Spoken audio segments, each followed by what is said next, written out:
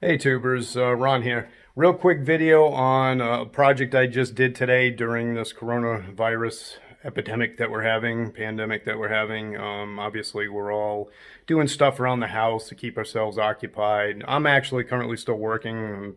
I don't know if I should say the lucky ones or not, but with the type of work I do, yes, I'm still employed. But I'm actually off this week. It was vacation already planned, so I might as well get a couple of projects done around the house.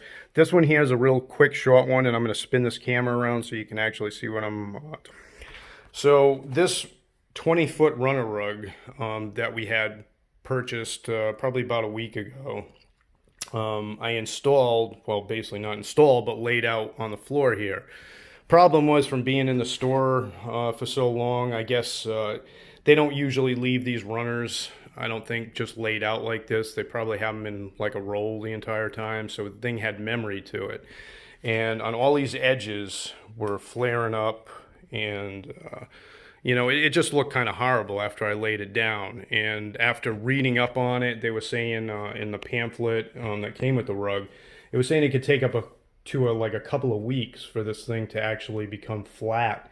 And it was showing you like different techniques of putting furniture and stuff on it. And I was like, yeah, I can't really do that because it's the main walkway. So, what we ended up doing, or what I ended up figuring out was, well, I went to the store first. Let me explain. I went to the store first, and I was thinking to myself, well, double-sided tape. I'm like, I'll just tape one end and then tape the other end, stretch it out, and call it a day. The double-sided tape, for some reason, in the carpet sections of Home Depot and Lowe's nowadays, it all said permanent on it, like permanent. Try and do this for permanent because it could damage flooring underneath. Now, as you can see here, we have pretty much brand new flooring put in this place. So I didn't want to damage any of this flooring up by even chancing damaging the flooring up by using the permanent tape. So I found, well, I was like in my garage trying to think of some ideas.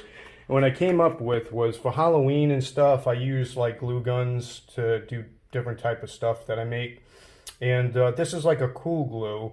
And I know from using it that on certain like masks and different stuff that I made, you can actually pull it apart without it damaging stuff.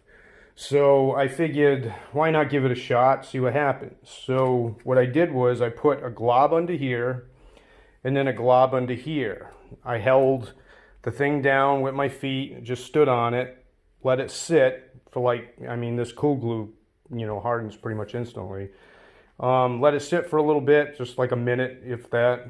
And then basically I shuffled down all the little bumps that I had with my feet, walking to the other end, which I'm currently doing. When I got here, there was still some lumps behind me. I spun around, I'm like, oh, still lumps. So I just started doing these like kicks, basically with each foot, kind of jumping and kicking, kind of like the knee kickers that they sell or the professional carpet guys have when they're tightening up a rug.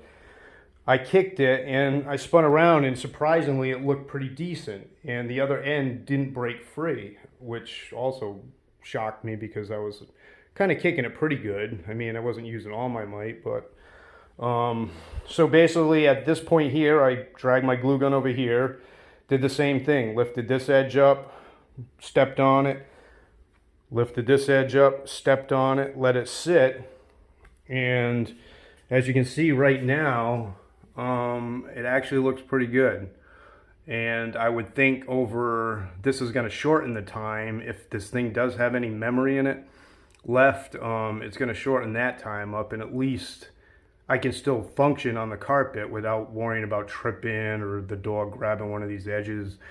The whole reason for this rug wasn't because we were trying to save the floor. This is like one of those life-proof floors or whatever, so it's basically, you ain't gonna damage it by running around on it. The dog's pretty, it's got, slides around on this thing and it doesn't damage it, but the dog does not like walking on it. So that was the whole idea of actually putting this down, was the fact that the dog was just not happy, and my girlfriend had this idea, which she had running all the way down the house.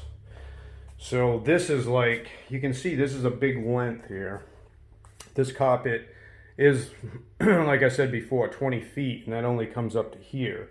So the dog loves this now. I mean, you know, once it gets on this portion, it's super happy. But then when it gets over here, it's got to start bouncing around again and slipping and sliding. I don't know. It's just, we've been here over a year now, and she still just does not like walking on this thing. She'll actually walk backwards and everything. So that was the whole idea of this runner rug. So real quickly, like I said, that's how I got it to stay down. If you have like a similar situation, you kind of don't want to damage your flooring underneath. I just did this the other day, so I'm not sure if that glue is going to hold up to keep it there stationary permanently, you know, for long periods of time or whatever, but I know it doesn't damage anything, so that's why I was like, well, I said, even if it breaks free, I said, and it gets some of the memory out later on, I said, I can go with something different, maybe like a rubber pad or something if it slides around. It wasn't really sliding around too bad, to be honest with you. It was just the fact that the whole thing with the memory and stuff on it was actually aggravating me because it had the lumps in it, and I just wasn't happy with the way it looked and, you know, the tripping hazard that it had. So yeah, avoid something like this if you're one of the people that have animals and they're slipping and sliding. And I actually might get another one of these runners to go, obviously, keep going down that way. But yeah, so hopefully you enjoyed that. Like I said, I'll be doing like little projects maybe here or there this coming week, and I'll post these things. But I figured just, you know, a heads up for everybody that's just doing something simple or whatever. If they post these little helpful hint things, they'll actually help people out and keep them occupied, and they can do like little projects as they go along. All right, guys, stay safe, and I will talk to you soon. Bye-bye.